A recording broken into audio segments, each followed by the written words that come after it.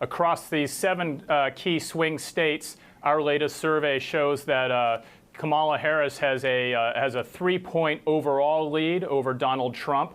That's still within the margin of error, but it's up from about a 1-point lead in the previous survey. So it's good news if you're in the Harris campaign. When you break it down by some of those key states, we're talking about a 7-point lead in Nevada, a 5-point lead in the must-win for both campaigns state of Pennsylvania, and 3-point lead in places like Arizona. Again, all in the margin of error, but the trend favoring Harris at this point. We're 39 days out from the election. A lot can very much still happen, but Harris seems to be continuing to build a little bit of momentum since she entered the race there in late July.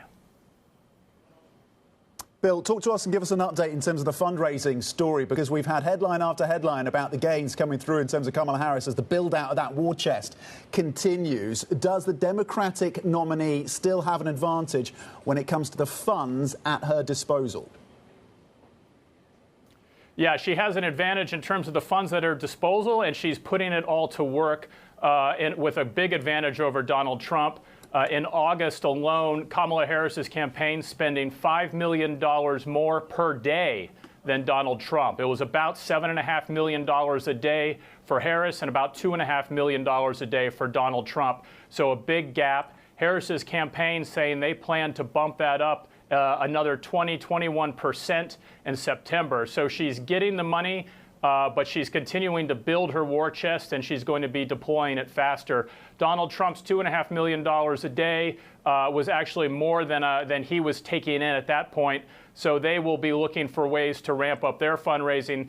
Trump's campaign's advantage is that they have some more outside political action committees, including one founded or backed by Elon Musk, that's taking care of a lot of things like knocking on doors that the presidential campaigns historically take on. So he's getting some help on the outside there. But Harris so far winning the money game.